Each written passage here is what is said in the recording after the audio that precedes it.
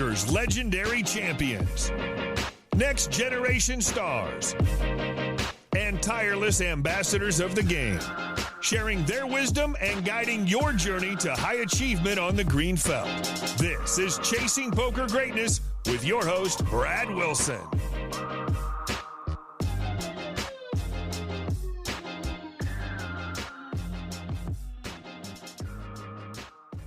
Well, hello there, my friend. Welcome to another episode of the Chasing Poker Greatness podcast. As always, this is your host, the founder of ChasingPokerGreatness.com, Brad Wilson. And today's guest on CPG has over $12 million in online MTT caches, sports 35K plus followers on Twitch, and is such a poker legend. He had hundreds of viewers on day one. He's also a Natural8 Ambassador, the always brilliant Bryan Paris. When you listen to Bryan speak without knowing his background, you might be fooled. He may seem humble, modest, and easygoing, but on the green felt, the dude is a stone-cold killer.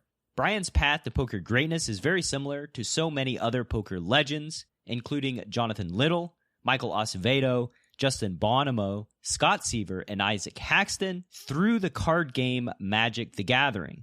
I don't know exactly what it is about Magic that seems to produce poker kaijus, but as someone who has made it his mission to decode the recipe to poker greatness, Magic the Gathering is way too common of an ingredient to ignore.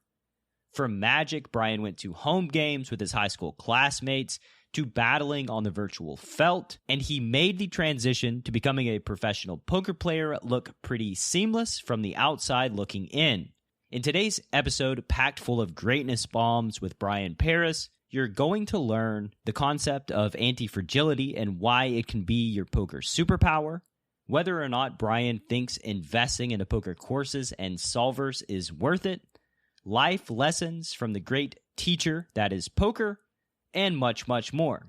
And before you dive into this episode with Bryan Paris, I wanted to take a moment to let you know about my latest mini course, Neutralize River Leads. NRL is powered by Mass Data Analysis and is a pay-what-you-wish mini-course so that you can experience the power of MDA at absolutely no upfront cost. You can grab your copy by hopping on to my daily newsletter at chasingpokergreatness.com/NRL. You'll also be the first to know when any new CPG course launches and have the opportunity to buy it at the lowest price it'll ever be. And now, without any further ado, I bring to you the great Bryan Paris.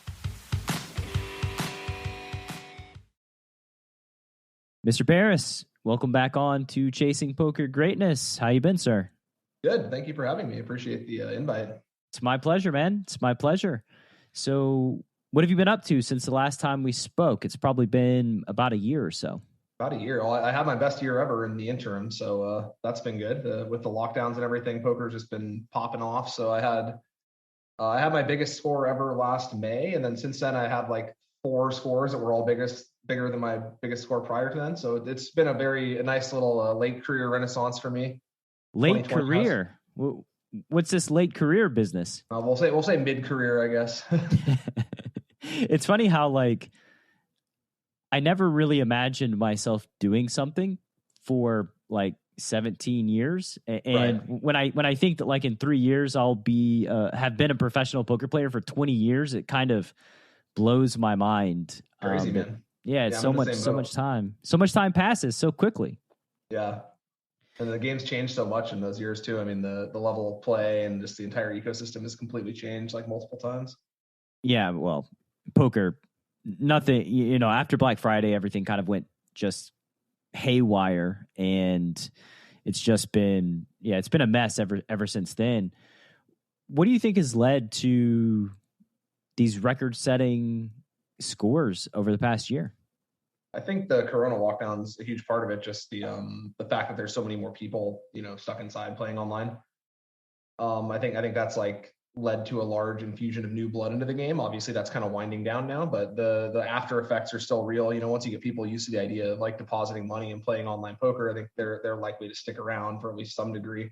So I think the player pools have been a lot larger due to that. I think that's the primary reason, but then also there's sort of a momentum thing where it's just when you're winning and the money's rolling in, you can just, it's a lot easier to sort of detach yourself from like the immediacy of it all and just kind of make decisions as though you were studying, and just try to make decisions as optimally as possible. And, you know, like no matter how much you tell yourself that you're capable of detaching from like the underlying money, you know, there's always this like nagging voice in the back of your head, like, oh, I could bluff here, but that's like, if I'm wrong, it's going to cost me, you know, X amount of money. And it's a lot easier to ignore that when you're doing really well. Yeah, that it's an interesting psychological effect that, you know, if you're just ripping off big win after big win after big win, you're much more comfortable, you know, in your mind, quote unquote, taking chances. Right. Whereas if you're just getting crushed, doing those same things, you're a lot more hesitant to pull the trigger. Yeah. You can know mentally that something is the right move, and then it's like, you know, it's going to cost you more money not to do it than to do it, but it's still hard to pull the trigger unless you have, you know, a lot behind. You don't have to worry about the results and the short-term level. Yeah, like what's the expression? You not only have to know what the right move is, you have to make it too. Right. Yeah. Be the hard part. That is the hard part. Like once the emotions come into play, the adrenaline, the pressure, it certainly has an effect on decision making. Have you been doing any studying, much learning over the past year that may have helped with your results? Yeah, I've been doing DTO a lot, which is the app that you can study on kind of on the go. And I'm a huge fan of that because with 2 kids, it's hard to set aside like dedicated studying time as much as I would like. So it's really nice to be able to just pull your phone out and like run a few sims while you're on the go. So I think that's actually been like a very like revolutionary study method for me, simply because not because it's so much more in depth, but just because the ease of use makes it so much more practical. And tell me about DTO, because I've had a few guests mention it, and I'm sure it's for MTTs, correct? Could you tell me like what the app actually does, its purpose? Yeah, so basically you can choose a variety of different spots. So for example, you can choose like 60 big ones, button versus big one for like a basic simple one. And then it'll just give you random hands. You can play as either the button or the big one. It'll assign you random hands. Then you play through the hand. And if you make a mistake, it'll stop you. And then you can either look at the game tree or you can keep trying the hand over and over again until you get it right. So you can't like set up your own spots. What you can do is set up sort of the general parameters of a spot. Like if you need help on button versus big blind, for example, you can just run that spot over and over and over again, and you'll just play through a bunch of different hands, and you can kind of understand like what the different bet sizings are, what the different the reasons it chooses to check certain hands, bet certain hands. There's just a ton of information that can be gleaned, and it's very user friendly and intuitive the way it works. Awesome. So it's like a simulator, basically. Right. Yeah. Cool. Yeah, I've been wondering. I've heard multiple people mention it, and again, it's just for MTTs. Yes. Right now they just have an MTT, but Cool. I mean they do, most of the sims are in chip EV. They also have ICM sims as well. So like, I mean, I'm sure you could learn some stuff about cash games by running, but cash games are sort of under different assumptions. There's no ante, and there's like a penalty for defending your big blind. So the cash ranges tend to be a little bit different. So I'm not sure if they have any plans to add a cache module in the future, but for now it's just MTTs.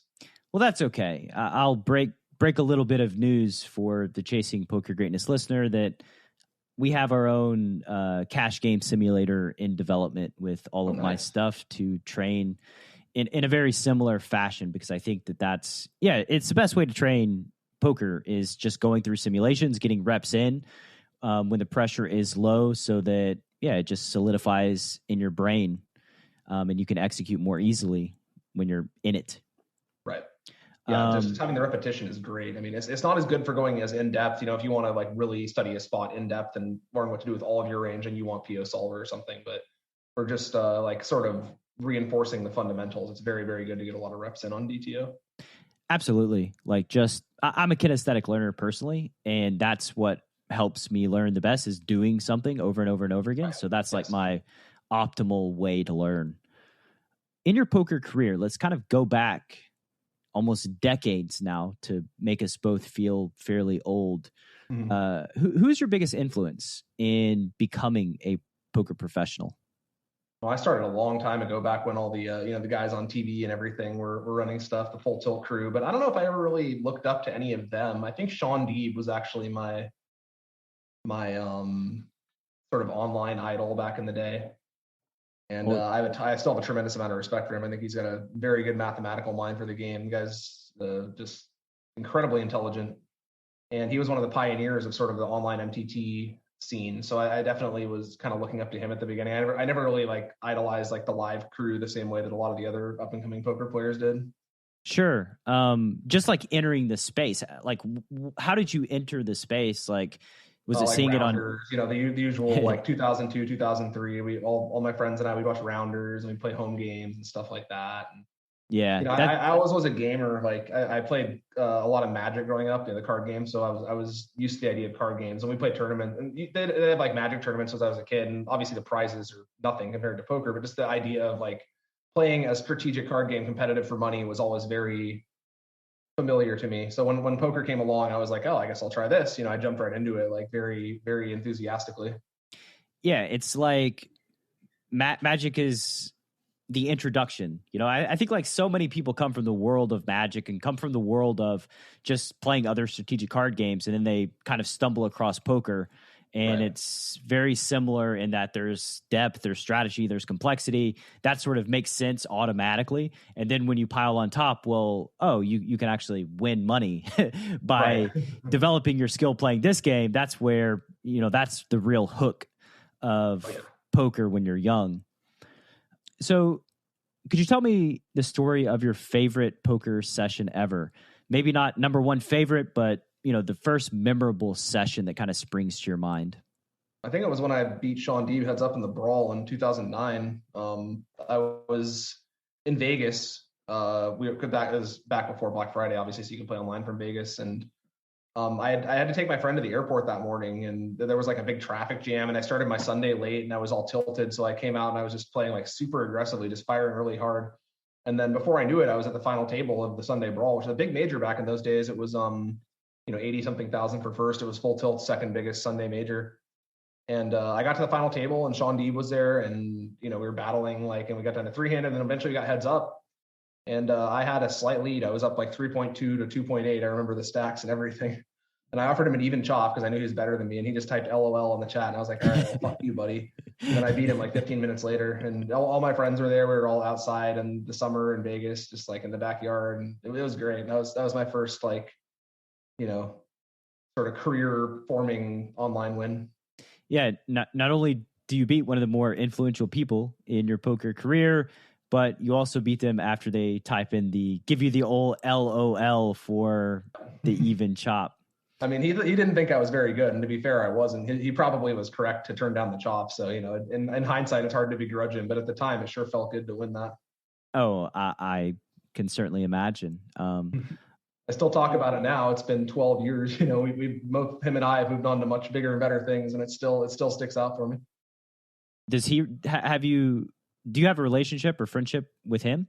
I've met him in person a couple of times, and we're cool and everything. I don't know how much he thinks about me or anything, but yeah, it's he's kind of in a different scene. I mean, he's playing like all these mixed games and playing like live and stuff. He's not really in the online MTT scene anymore. You still see him occasionally during the big series or whatever, but gotcha. Yeah, I mean, we weren't on like bad terms or anything. I met him in person after that, and we were cool. The opposite question now about least favorite poker session, or just a day where everything just turns into a dumpster fire. Well, we could go with the obvious one of Black Friday, but I think there was a live tournament that summer. It was the summer of after Black Friday happened. I had a ton of money locked up on full tilt, and my plan when Black Friday happened was sort of go out and play the World Series like normal, and just go through the rest of the money that I had, and then after the World Series, I would just relocate and get my full tilt money because full tilt hadn't shut down yet. So I'll just get a Canadian address and it'll free up the money or whatever. And then, halfway through the summer, Full Tilt lost their license, so they completely shut down. So at that point, it looked like the money was just gone. So I was already on a downer for the World Series, and then my Full Tilt money just up and disappeared. So I'm still playing the rest of the series, and so I'm playing like a $1,500 side event, and I had this massive stack going into day 2, day 3.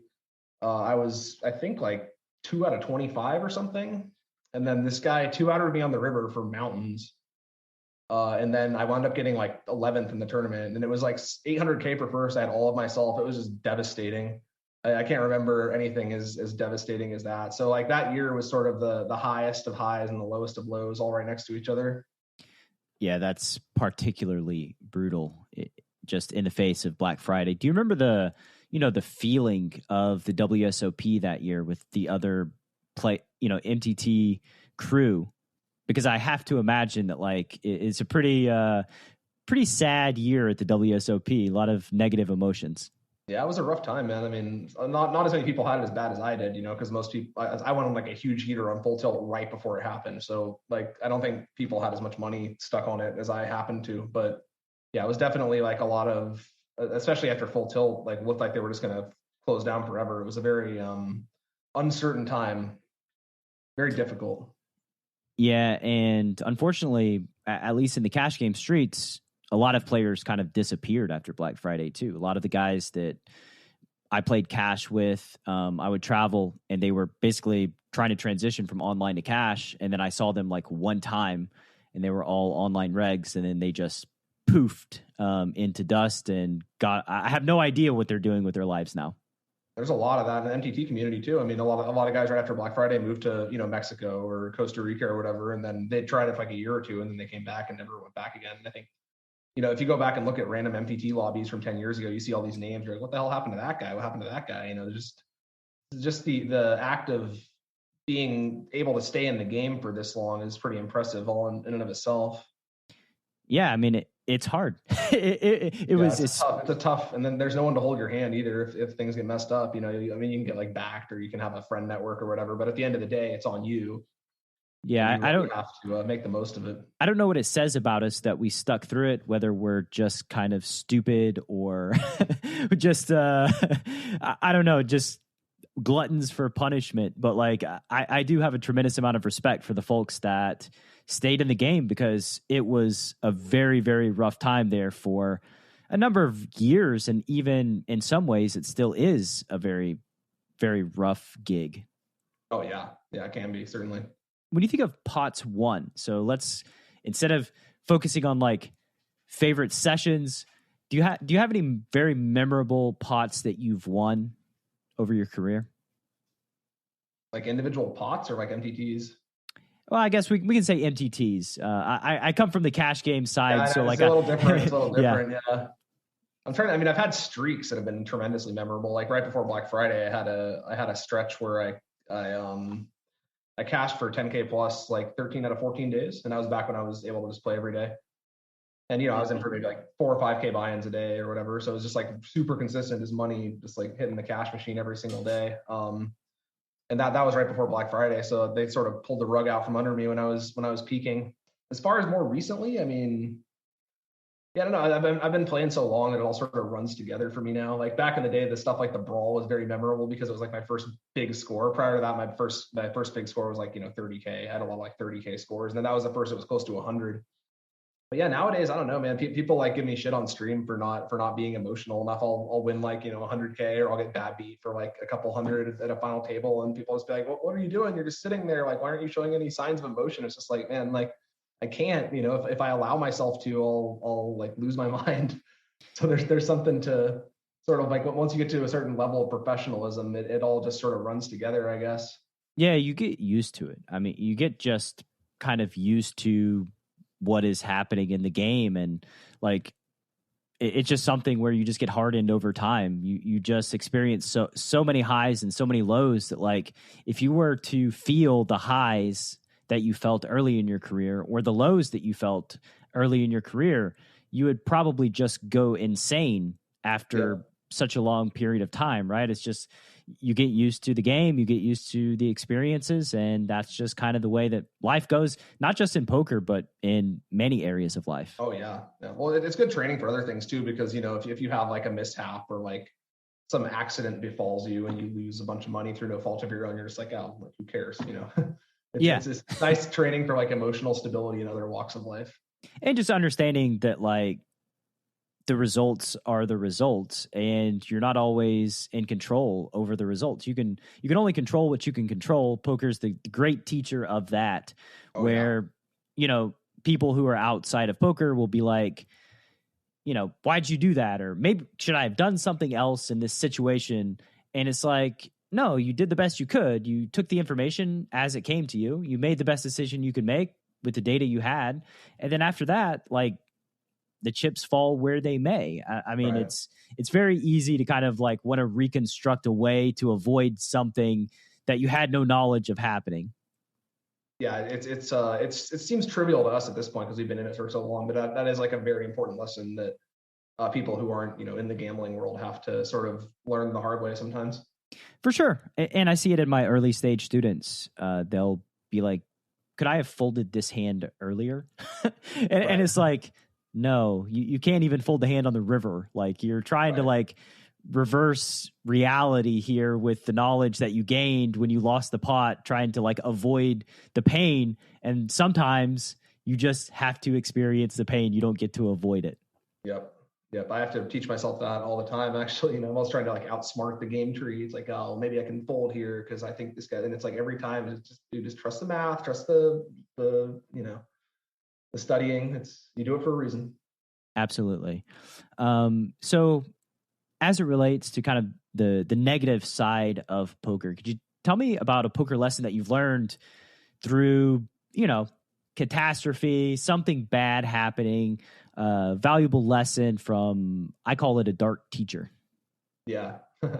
One good lesson I think is to not overextend yourself, because when things are going well, at least I have a tendency to sort of like start a whole bunch of new projects when I'm like in expansion mode, or I'll start backing. They're back in the day, not so much these days, but I would start backing people when I would go on heaters. And if you're not planning things, backing can be a very lucrative thing, but it's very different from your own action, right? Like, you need to plan things out. You need to be organized. You need to like do bankroll management for multiple people, not just yourself.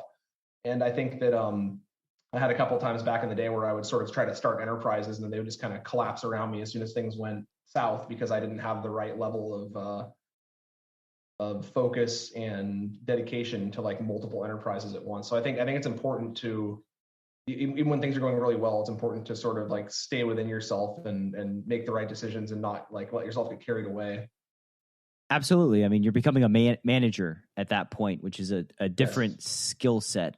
And there's a book called The E-Myth Revisited that is about small businesses and sort of the changing from, you being the person who's executing with your skill set and then going from that to managing human beings who are executing on their skill set. Like, it's just a totally different ball game. And unless you're organized and you have your shit together and all of that, it's just kind of inevitable that things kind of fall horribly apart. Right. Yes. Yeah, that's learning your strengths. I think the longer you're around, especially when you're self-employed doing your own thing, you kind of learn what you're good at and what you're not good at, and you learn to sort of lean into the things that you're good at and not try to mess too much with the things you aren't good at. Yeah, and also, you have to learn, right? It's always a learning experience. There's always opportunities to learn and grow, and you just have to be very, very open to exploring the unknown, making yourself uncomfortable, and just doing what needs to be done, because at the end of the day, nobody's going to do it except for you. Like, if you don't do it, shit doesn't get done. So you have to just go through the painstaking process of learning new skills and then doing the best that you can. Absolutely. It's good too. I mean, it's a good thing to always be learning. You want to add to your, your talent stack. So it's good to get as many skills as you can, even if you only know them sort of superficially, so that you can kind of combine them into something, right? So if you're like a decent poker player, a decent Twitch streamer, and a decent like YouTube content creator, you can combine all those things and you can make like a very lucrative profession out of it. So it's good to acquire new skills, especially like in times when things are going well and you have the luxury of learning new skills. But it's also important to sort of just like be well aware of what you're capable of doing and kind of like where you're at and be honest with yourself. Absolutely. It just creates a more resilient professional career too. The more things you know how to do well, because if you know how to do a bunch of things well and not many people do, well, you're kind of the person that people come to when they need help, which can be a side stream of income. It can lead to, partnership opportunities. It can just lead to a bunch of good things. So always be looking to improve your skill set just kind of across the board, because like, if there's one thing that I know, at least in this space, it's that poker players by and large don't always have their shit together. the very disorganized, procrastination is huge. And so like, yeah, if you're somebody that can help them out with a skill set that is necessary and make their life easier, yeah, it just improves. It gives you an out if things go poorly in your own career, if you need any sort of help or something like that. Yeah, you never know when the door is just going to get slammed on you for like what the exact thing you're doing right now. So it's always good to have like sort of related things you can jump to if that happens. Absolutely. And just from like a professional poker player's standpoint, increasing your skill set, learning different games, learning different formats so that you have more opportunities, you have more options in case, like you said, one door gets slammed, you have something else that you can kind of do if that happens. And I know that like I've experienced Black Friday and I haven't played live poker in probably 5 or 6 years, like on a high volume basis. But I know that like a lot of the cash games are going private, right? Like a lot of the no limit hold'em cash games are going private. So maybe you have to learn more about PLO. Maybe you have to learn some mixed games. Maybe you have to start diving into some MTTs. Like you just always have to learn so that one thing kind of goes away, you still have options. Yeah, absolutely. And yeah, especially for cash game players, I think, because a lot of the fish or the recreationals, they move on to different games. Maybe 5-card PLO is like the flavor of the month or whatever. And if you're probably still going to have an edge on it against recreationals, but it would behoove you to actually learn a few things about the game so you can like really know it. Yeah, and short deck too. Short deck caught on fire for a while. It's really huge. It's getting increasingly big online. That's one I should probably actually be learning right now. Is short deck. It seems like it's got a good future. And one of the fears of like learning a different game, I think, is that when you know the complexity of like no limit hold'em cash or no limit hold'em tournaments, it's easy to feel overwhelmed about learning a new game because you're like, I got to start over. Like I have to learn everything kind of all over again. But the reality is like the less information that's available for that game, your learning curve decreases, right? Your ability to gain an edge. Like if you understand good fundamental poker theory, if you understand kind of what's happening at the heart of poker, then it's much easier to learn other games. It's much easier to have an edge, especially against recreational players that are just kind of lacking that theoretical background. Right. Yeah. It's a solid grounding in just like general poker theory is invaluable. You've survived pre-flop boot camp. You've shot the fish in a barrel. Now, prepare yourself for the feeding frenzy. A comprehensive strategy for gutting every fish in your player pool. Data-driven hero bluffs, light call-downs, and perfect value bets that are maximally designed to hurt some feelings. Feeding Frenzy. Available now at chasingpokergreatness.com/feeding frenzy. Over your career, what would you consider a weakness you've had? And then what steps did you take to overcome that weakness? So I always, I loved playing a lot more than studying. I mean, that's still the case, I think. Not as much these days, but for a long time, I would just play and I wouldn't really study. And that was fine at first because the studying resources weren't really what they are now. And nobody really had a very comprehensive body of knowledge about the game back in the day. So, you could get by with sort of like learning anecdotally and sort of just kind of like learning what works and what doesn't and kind of experimenting a little bit. And then at some point, I started to hit a downswing a little bit after Black Friday, like 2015, 16, the game got tougher. People were actually studying. I wasn't. I was just kind of playing. And at some point I had to take a step back and be like, look, I really need to like retool my game from the ground up here because I'm kind of falling behind and I don't know what the hell these guys are doing. And I'm just like in there battling every day without a great idea of, what the parameters are that we're even fighting about. So I think at some point I had to step back and really like revamp my game from the ground up. I'm very happy with where I'm at now, but that was a really important thing that I had to do. And I had to be honest with myself that like, what I'm doing isn't working. I need to like really seek help and sort of learn the game the right way from the ground up. And I'm very glad I did. Do you remember that moment, like how it felt realizing that like, man, I need to put in more work. I am not sure that I have an edge against these guys anymore. Yeah, it was rough, man. I mean, because I was doing all the EPTs, I was going around all the different stops and I was selling action and stuff. So it's kind of easy to like paper over short-term losses. But after a while, it's like, look, like you're not winning. You haven't won in a long time. And I remember I was sitting at a table, some final table, with me and two other regs, and someone made a comment that I was on like a 200K downswing, and I was like, Jesus, really? Like I didn't even know. And I went and looked, and I was like, wow, like he's not wrong. And I was like, I need to get my shit together because I always had a very high, ever since the Black Friday era, when I was top 10, I was crushing prior to Black Friday. I had a very high conception of myself, and I had to sort of like update that and be like, look, like you're not actually one of the best right now. You need to sit down and study until you can honestly call yourself that again. And it's important to be able to have tough conversations with yourself like that. You can't like have too fragile of an ego. You have to be willing to be honest about where you're at with your game and the steps you need to take.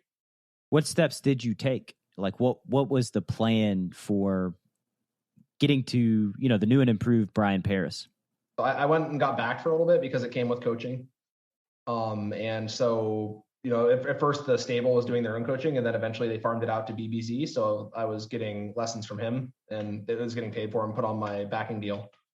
And I think working with BBZ was just like life-changing for me because, I'm capable of like learning a new framework very quickly and applying things correctly within that framework, but I need someone to give me the framework, so he sort of sat down and was like, look, like these are the way the pre-flop ranges are these days. And, here's like the different, defense frequencies you have to meet and why, and all this stuff. And we just did like a lot of deep statistical analysis until I sort of realized like what I was doing wrong. Of course I'm still doing a lot of things wrong. It's a very difficult game, but now I think I have a much better idea of what I'm really trying to do. So I think just sort of sitting down with him and reestablishing the framework from the kind of the ground up was very important for me.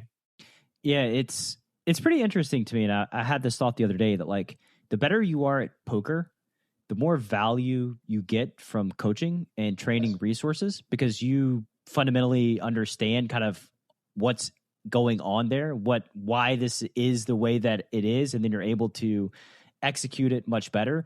But then ironically, players who are playing at a high level sometimes don't invest into training, or they don't invest into coaching because they are playing at a high level, right? So it's like this thing where like the best players value the most, and yet those players don't always seek out those resources. Oh yeah, absolutely. Especially if you have a good hourly from playing, it's very tempting to just think, I'll just keep playing, like why do anything else? But yeah, it is really important to always be learning new things. And because I mean, this game is tremendously complex, and we're all still miles away from playing as well as, one of those like heads up AIs or whatever. So I think it's very important to have a humble mindset and just always assume that there's more things you can learn. Yeah. And I've mentioned it before on the show, but it's kind of like the pot odds, right? It's a pot odds model of you invest whatever it is. I think at some point it doesn't really matter, $500, $1,000 for something that can be worth hundreds of thousands of dollars over time. Pot odds just says click call every time. And then you buy $10,000 things. One of them makes you 500K. Well, that's pretty good pot odds in my opinion. Oh, absolutely. Yeah. But the other thing is you have to really put in the work too. You can't just like go out and buy a bunch of courses and just have them sit there and assume that they'll make you better by osmosis. You have to actually sit down and really put in the time to learn it and learn new things and everything. Yeah, like books on the bookshelf that you never read. You actually have to go through the material to learn them. It's not good enough just to have it sort of hanging out in your collection. Right. What would you say is a common assumption that people make about their poker careers that you think they should spend some time thinking about? I guess just about how linear things are, because, it's never as linear as you expect it to be. You're always like, okay, this is my win rate. This is about how much I can expect to make every year, but the conditions are always changing so much. And it's really important to be very flexible and sort of like anti-fragile as far as being able to adapt to changing conditions, because you really never know.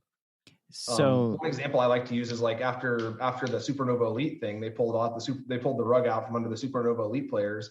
And suddenly there was this massive influx of new sit and go and cash players and MTTs. And, they had always been sticking to their own games before, and they left us MTT donks to just kind of do our own thing. And now suddenly all these guys who are like very well studied, very intelligent, very serious players all just flood into MTTs and start dominating. And the game got like way tougher overnight. And I think that being able to recognize changes like that and sort of understand when you have to reassess your entire business model, it can happen frequently.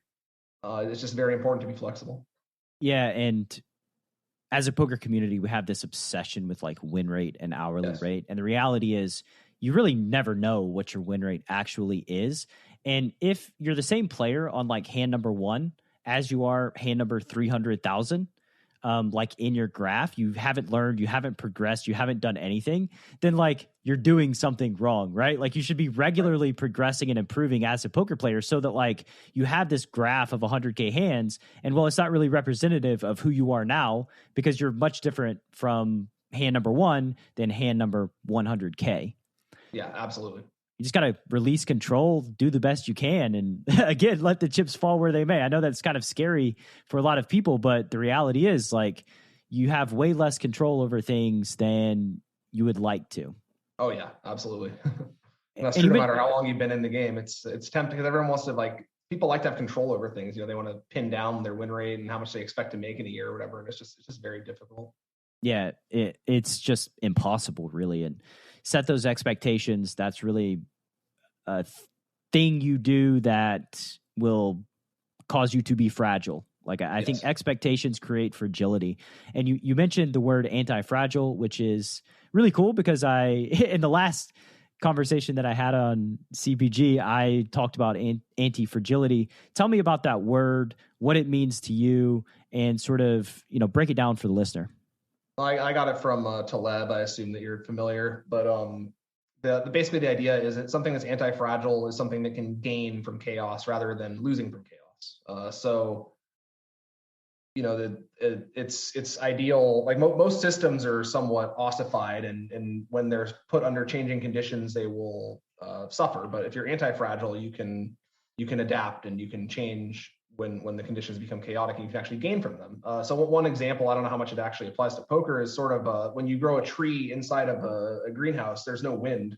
And so the tree trunk will become very fragile, and it won't have the same level of strength that it has, the same level of robustness that a tree that grows outside that has to suffer through wind and constantly be changing wind patterns will have. You have a similar thing if you're like constantly training all the time on a treadmill versus running on like real ground, because there's no variety on the treadmill. So the more you can replicate these conditions where you are exposed to chaos, the better that you'll thrive under those conditions. And I guess the poker equivalent is simply just set yourself up to just have a variety of different things going on, so that if the conditions change somehow, you can jump to a new game, or you can start a new enterprise, and you can take advantage of the way the conditions are changing. Yeah, and for the opposite of that, the fragility, the example that Taleb uses in his book, Anti-Fragile, that I remember and resonates with me is like a coffee cup is fragile because when chaos is introduced to a coffee cup, it does not, its state deteriorates, right, to many small pieces, and then it's just kind of broken forever, right? So the opposite of that is when something is introduced to chaos, it gets stronger. And something that I like to think of as it relates to anti-fragile is like lifting weights, right? Like your muscles are getting used, the fibers are getting torn, and then after they're torn, they get stronger over time. So just another sort of example of anti-fragility. And I think a lot of poker players who are like overly specialized can become excessively fragile. If all you know how to play is six packs hypers, the ICM inside and out, all that stuff, but you never learned like any sort of format deeper than 15 big blinds or anything like that, then if the hypers dry up, you're not going to have that body of knowledge to be able to move to a different game. So I think having a little bit more of a well-rounded body of poker knowledge can benefit you more than becoming overly specialized too early. For sure. And really putting in place multiple streams of revenue too, are things that kind of helps reduce the fragility of your career, right? Like you said, you went on a 200K downswing. Well, like that's rough and that's a lot to deal with. But if you have other streams of income coming in from various sources, it's still tough and rough to deal with, but at least you can count on something, right? Like this lifestyle, having alternative streams of revenue is just so important for a professional poker player, because like you are going to have times where, it's a famine and you're not feasting. And so having something to count on, even if it's whatever, $3,000, $4,000, $5,000 a month, can be huge. Absolutely. Over this past year, what's a purchase you've made that's been impactful to your poker game? and doesn't necessarily have to be like DTO software or poker related. Could just be, a nice chair. Yeah, well, I mean, the easy answer is DTO, but we already went into that a little bit. So I'm trying to think of something else. Just upgrades to my playing setup have been really useful over the years. I think some people sort of don't invest the maximum amount into their setup, and I think that's kind of silly. Like you're working on it so much, and there's so much money going through. I think you should have like top of the line everything, like the biggest monitors, the best CPU, all that stuff. And if you consider the amount that you're paying for those things relative to the amount that you put in buy-ins each day, at least if you're playing at a sufficiently high level, it's just really silly not to. So I think that's something that I've sort of grown more indulgent of myself over the years, as far as just getting like really nice monitors and nice setup and everything.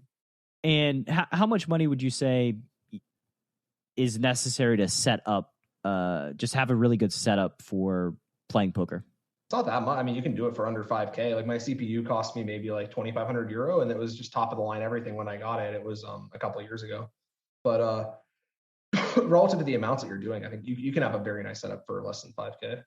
Yeah, I think my CPU is 2,500 as well, and best thing that I've purchased by far in the last year and a half. Just, it's amazing. Like, I will never again have a computer that I have to wait on it to do stuff. Like, it's just such a relief. It's so annoying when things crash. It costs you money. Like, especially if it crashes in the middle of a hand. I mean, if it crashes once in the middle of a big pot, that can cost you hundreds of dollars. It makes a ton of sense to invest in good setup so that doesn't happen. Sometimes thousands of dollars. Like if it's a bad moment, right? So like, yeah, be sure to invest in your poker setup. I had a friend who was on this quick anecdote. A friend who was visiting me, he was on a big downswing, and he made the final 3 tables of the Scoop 1K, and the Scoop 1K main, it's like, I don't know, $1 million for first or something. It's just a huge amount of money, and his laptop died for an orbit with 3 tables left in the Scoop, and it's just like, that's so stupid. I mean, how can you let that happen when you're playing for that kind of money potentially? How can you have a technical problem for something so simple and it's going to cost you potentially so much money? It's just like a ridiculous thing to allow to happen. But it kind of goes back to what you're saying about poker players being like procrastinators and disorganized and stuff. It makes sense to sort of shore up your bases so that you don't put yourself in a spot like that. Yeah, it's just planning, right? Like I think a lot of times the trap is like, you only need something to be really good when you really, really need it to be good. And at that point, it's too late. Too late, yep. So yeah, it's just kind of planning in advance. A little anecdotal story for me is like Starbucks forever. I would go to Starbucks, I would stand in line, I would watch enviously as the people would walk through the door and just grab their little to-go stuff that's just already prepared because they ordered on the mobile app. But while I was there, I was like, well, I'm already here now. I'm not going to download the app. But that was the only time I thought about it. So it took me like 6 months to finally download the stupid app and make an account. And then when I did it, I was like, that took me 5 minutes. Like, what is wrong with me? Like, why didn't I do I'm not the only one, because I do stuff like that all the damn time. I've gotten better about it with age, but yeah, it's yeah, it frustrates me, but yeah, it's once you realize like how great it is on the other side, you're like, oh man, I'm so ridiculously silly. Yeah, I've had many moments like that. What's a poker related thing that other people rave about that hasn't worked for you, and why do you think it didn't work? Other people rave about. I mean, I guess like table taming software or something that I've messed with before and I'm not using currently, just because it's kind of hard to integrate it with the stream and everything and all the different sites. But I can see the merit. I think that there's like a ton of merit to having table taming software. It's just for me that when it like misclicks once, it kind of outdoes the upsides for me. So I've kind of moved away from it in recent years. But in the past, I've been kind of experimenting with table management software and stuff like that. And I think that a lot of people get a lot of mileage out of that. Yeah, one of the things that I don't know why I can't do it, but like some of my students would like turn the money into big blinds in cash games. You don't do big ones? I only do big ones. I don't know why. I'm just like, I can't. It doesn't feel the same to me. I want to see like the pots being thousands of dollars, and like I have the table management where I'm like pressing 3, 5, 7, and 9 for like various sizings at different points of the hand, but like. I don't know. I like seeing the money in play more than the big blinds. Yeah, I can see that. I think it's funny because people have their own preferences with that. Like I switched to big blinds maybe 6 months to a year ago, and I could not imagine going back now. Like I can't even play on sites that don't offer it. But for a long time I was just playing in chips too, and it's one of those things that like once I tried switching, I was like, whoa, what the hell was I doing? I don't know. I can't imagine ever going back. I think it's a little different in MTTs because the blind levels are so wildly disparate in MTTs as opposed to cash. Presumably all your tables are the same buy-in, or at least like within a range of buy-ins. But MTTs, you can have one table where the big one's 100K and then one table where the big one's like 200, so it can be difficult. Yeah, I think if I were playing MTTs, I would move it to big blinds where it's changing at the various tournaments that you're in. It's hard to keep up. You're having to like do math in your head about how many big blinds you have. It just saves you a lot of energy. But if you're like, you're just 4-tabling 2K and L, then you don't need to know. All the blinds are always the same. That makes a lot of sense, I think. What are some things you wish you had said no to more often in your poker career? Backing arrangements, which is a big one. When I was younger, I used to like, whenever I go on a heater, I'd try to back all my friends and be like, look, I can teach you guys to do things the same way as me. And it's like, back in the day, maybe that was true a little bit, but it became increasingly less true. And at some point you start to realize that you possess unique strengths that other people might not possess. And it's not as easy for other people to learn poker at the same level that you have. So I think that's a big one, is just kind of like overextending earlier in my career. I've gotten a lot better about it as the years went on. Nowadays I have a couple of like really small backing arrangements with people that I trust like greatly, and they're playing like pretty small stakes, but I think that was a big one. Why did you enter into those backing arrangements back then? Was it monetarily based? Was it because you just wanted to help your friends out? Like some of both. I mean, it's part of it's monetary. Part of it's just the status increase. Like because if you're the backer, you get like a status increase within the community, and it's a concrete way of like showing that you're successful and that you're able to share your success with other people. And it wasn't about the money for me. It was more about just like trying to help people and trying to become the guy who is like, look, if you need like a revenue stream, you can come to me and I'll help you learn how to play poker and do well at it. And so I think a large part of it for me was that. And over time, I've grown to analyze things more through the lens of like whether it's going to make me money, because there's other ways to help people besides like putting up your money if you want to just help people.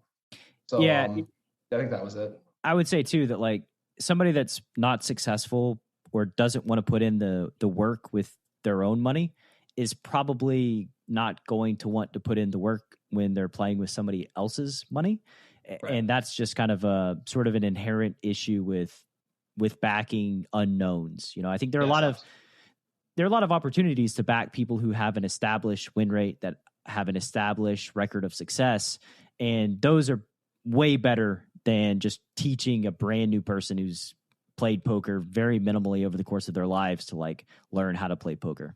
Right. Yeah, I think it was a sort of an artifact of like the pre-professional age. Because if I think back to the way things were before Black Friday, it was so much less professional. Everyone was just, like playing with their friends and like drinking and smoking while they're playing. And nowadays everyone's in studying and they're in stables and stuff. And back in the day, it was just a lot more amateur, all up and down. So I think the notion that you could teach like your college friends who you played other games with, like, this poker stuff's easy, I'll teach you how to play it. I think it was tempting back then, and it might have even been true for a while, but obviously the game has gotten tougher over the years and things like that become increasingly difficult to pull off. Yeah, it's funny because like in the beginning, in the early 2000s, the mid 2000s, and even the late 2000s, the age of the pros was so young, right? Yeah. Like we all just kind of came up in the game, and there was no like existing framework or, commandments of being a professional poker player. It's just a bunch of young kids all trying to figure out what the hell they're doing in this world and trying to figure out how to be a pro. And yeah, it's obviously going to be amateur hour because you got to like 25-year-olds that have millions of dollars that are just trying to figure stuff out. And it's like obviously going to end in disaster. And like over time, the game's kind of matured.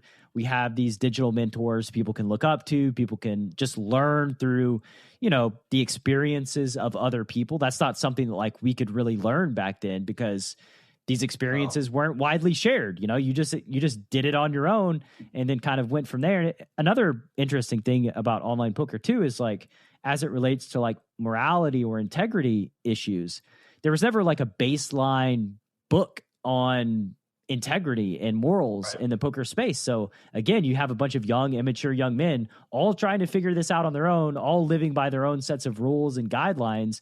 And you could just see how it was a situation that's ripe for all kinds of shenanigans and pitfalls and bad stuff. Oh yeah, absolutely. A lot of scamming and stuff going on back then too. Yeah, it was a wild time, and money was free flowing, but yeah, it's there's a lot of pitfalls as well. Yeah, it kind of reminds me of like the crypto space over the last few years. Yeah, similar. Crypto now feels a lot like poker back then, definitely. Yeah. The opposite question, what are some things that you wish you had said yes to more often? I wish I'd sought out coaching earlier in my career, because I thought I knew it all when I was doing well, like before Black Friday. The notion of like going to someone and seeking out coaching was kind of just alien to me. I was like, well, I'm already crushing, like I should be coaching them. But just the idea that like there are people who can teach you things, like no matter how well you're doing, no matter how good you are, there's someone out there who can teach you something, and you should be willing to seek that out and learn from it. So I wish I had taken more opportunities like that when things were going well earlier in my career, to sort of like bolster my body of knowledge. Nowadays I'm quite good about that. If I go on a heater now, I try to invest extra in coaching and get more courses and do more DTO study and stuff. But back in the day, I was quite bad about that. Same. I mean, what's funny is you can just look to other areas of life to kind of gain a superior model where, Roger Federer has a coach. Michael Jordan had many, many coaches, right? And it's obvious that, like, if we're talking about basketball skill, like Jordan had more skill than everybody, but yet he still had coaches that guided him and communicated to him and, helped his career. And poker players were no different. Like, we all needed coaching. We all needed help. We all could have valued immensely from having just, probably 4 or 5 different coaches helping us out. And, we just kind of arrogance and, well, what are they going to teach me? What do I have to learn? I got it all figured out. I think part of it was at the beginning of poker, we had this whole gap between the old generation of live pros, like the pre-internet generation, and, the internet kids. And like the internet kids did honestly figure things out better than the live pros in many circumstances. So back then, the notion that like, oh, I'm going to pay one of these like stupid live pros to coach me, that's like ridiculous. Like, they don't know anything, right? But that as online matured, obviously that situation changed. I think that mindset sort of lingered a little bit too long for me. Yeah, I mean, that's another part of it too, is there weren't as many publicly available coaches back then either. They were just much harder and much more difficult to find. More gated too. I think if someone figured something out about the game, they were less likely to go around and like try to sell it as a coaching course. They're more likely to be like, oh, I figured out the exploit, I'm just going to go like hammer the tables and make all the money. Yeah. Luckily, the kids coming up today, they have a lot of options. So learn from these old dinosaurs' past mistakes. And nowadays, you can learn as much as you want. If you're willing to put in the work, you can learn anything. Absolutely. I mean, I used to think that I was special as it related to poker skill, that I had it figured out. I had a special gift that I could not communicate to other people. And as I've gotten older and more mature, I've learned that, like, maybe I do have something special in that I enjoy problem solving. I enjoy critical thinking. And when I love immersing myself into strategy. However, if you do the work, if you immerse yourself into strategy and you follow guidelines and principles, you can also be a winning poker player. Like, it's not this special magical skill that only a few people who are kissed by the poker gods when they're born are able to win money playing cards. Like, it's something you can develop and learn if you want to put in the work. Absolutely. Yeah. And it's like being able to learn is almost more important than like what your game is at right now, because, the ability to quickly learn new skills and apply the information in a relevant fashion is a more important skill than like whatever set of poker skills you currently possess. Absolutely. And that kind of segues into this next question. Have you ever strongly believed something about poker only to reverse course later on? Oh, and if so, time, yeah. All the time. What led to that change of belief? Just more proliferation of solvers and stuff, and understanding that I was wrong about a lot of things. I used to think, like, for example, that like flatting the small blind was just terrible and you should never do it. And then, these pre-flop ranges for MTTs come out, and it turns out you're supposed to be flatting, like 15% against steals or whatever. And it's just this huge chunk of my range I was missing for years. I just like sort of poo-pooed it and thought it was stupid. And there's a whole lot of other like little things in Hold'em like that as solvers have caught up, I sort of realized that a lot of things that I used to think in the past were just completely freaking wrong. And like I was doing other things well enough to make up for them. But I think it's important to always be open to the idea that like what you know could be wrong and new evidence may emerge. And it's always important to like reevaluate your priors if that does happen. And honestly, a lot of times that's where the edge comes from, right? Like your edge doesn't come from doing the same things that everybody else you're playing against does. It's from doing things that are kind of foreign or that they may not be good at, or maybe they don't understand. And like, I found that even in the cash game streets where the blinds don't go up, it's a game that kind of stays the same, that there are areas to explore your curiosity and learn. And I'm pretty convinced that there are some strategies that people dismiss out of hand that over time will be proven to ultimately be more profitable than sort of like the quote unquote standard strategies that the regs and the high level players deploy. Yeah, I can see that. Definitely. I mean, there's entire paradigms that we might be just not even understanding. Sure. For an example, like Dominic Nietzsche, the guy who ran DTO, he's a like very good MTT player. He plays a strategy in MTTs where he doesn't open normally. He limps or 3.5Xs, and it's like completely different strategy. But he's worked out the ranges as such that like he's developed an entire limp strategy from the ground up for MTTs, and it works really well for him. And nobody knows what the hell to do against it because he's playing this completely different strategy they never studied against. And so I think that the ability to do innovation like that, as long as you know what you're doing and as long as you're willing to like put in the work to actually figure it out, there's always going to be some sort of way to get around the established knowledge and find an exploit like that, I think. Yeah, I think that's really awesome too, because like that was one of the points in the decision tree that I was specifically talking about in cash games, just like having a limp strategy, right? Because like the reality is that when you understand someone's pre-flop model and you study it and it's the same as everybody else's, well, you have a really good idea of like your 3-bet range facing UTG open when you're in the cutoff. And then they have a really good idea of their 4-bet bluff range. They have a really good idea of the hands they're supposed to defend. It's just they know what they're supposed to do. And then when you face a model that is foreign, you're kind of trying to figure it out on the fly when the other player knows exactly what's going on and knows exactly how to respond. And that just puts you at a disadvantage straight away. Yes, absolutely. And I think it goes back to the sort of anti-fragility thing. A lot of poker players study in such a way that they're actually very fragile because they're simply learning, the way you're supposed to do things. And it's like, okay, well, yeah, maybe you're going to learn those like better than everyone else. And you'll be able to like eke out those tiny little bits of value here and there. But, as soon as some parameter of the game changes, like let's say the size of the ante doubles or something like that, like everything's completely different now. And you're not going to know how to make the adjustments or like why you're making the adjustments unless you have a good solid understanding of all the theory that underpins it. Yeah. And then, I had Mark Herm on the podcast and he just like is very anti-solvers. He just like he's like the king of exploits. Yeah, and it's always refreshing to speak to guys like that because it like they know something that other people don't, and they must, right, for their strategy to be successful over many years. And that to me is just interesting as it relates to poker because it's like, there's more than one way to skin a cat. We can always explore our curiosity, and that's just what makes poker fun to me. Yeah, absolutely. I think it's great that someone can succeed and succeed wildly like that too. I mean, that's the thing. People don't look enough for exploits because at the end of the day, you are playing as humans. And even if they're sort of like vaguely aware of the things they're supposed to do, they're going to mess it up, and you'll find exploits. And it's good to be able to take advantage of them when you find them. So, a couple more questions, and we'll wrap up, man. What's a project that you're working on that's near and dear to your heart? My friend and I are working on a sort of a mid-stakes module for MTTs right now. It's just going to be kind of a basic like review of a couple of tournaments that we played deep in, and then like some knockout strategy and stuff. Nothing too fancy, but it's going to be aimed sort of at the more like the mid-stakes level of player. So once that's out, I'll be showing it on my stream and stuff. I think that'll be a nice thing that hopefully some people who follow me will be interested in. So it'll be a course. Yeah. Do you have a price yet? We don't have. It's going to be on the lower end.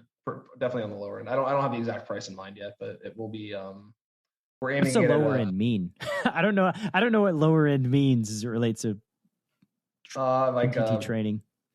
$50 to $100 or something.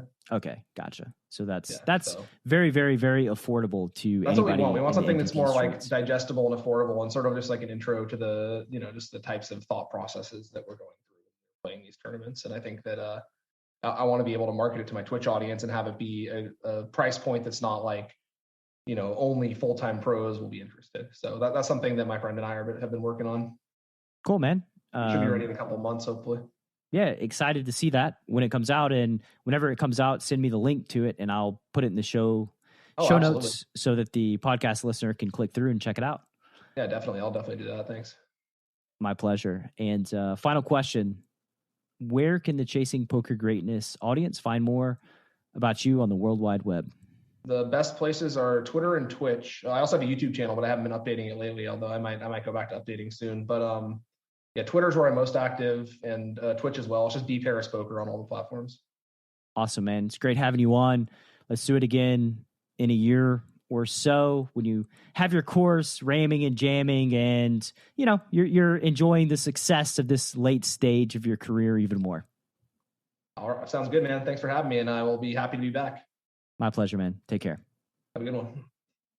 In a world where a fish dog bets the flop, and you don't know what to do, one man, Coach Brad Wilson, has a surefire plan to neutralize flop leads and rip that dunk to shreds. Nuffle. Available now. Go to chasingpokergreatness.com/Nuffle. Rated